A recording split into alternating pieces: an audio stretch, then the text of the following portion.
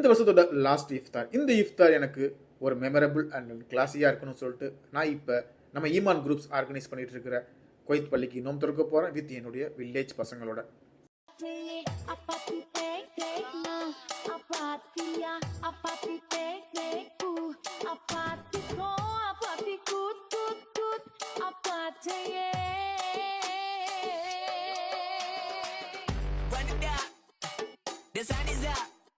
Four star and 5 star hotel international பஃபேல உட்காந்து நோம்பு திறக்கும் போது கிடைக்காத ஒரு சந்தோஷம் இங்கே கிடைக்கும். ஏன்னா இங்கே தான் உண்மையான ஒரு அன்பு இருக்குது.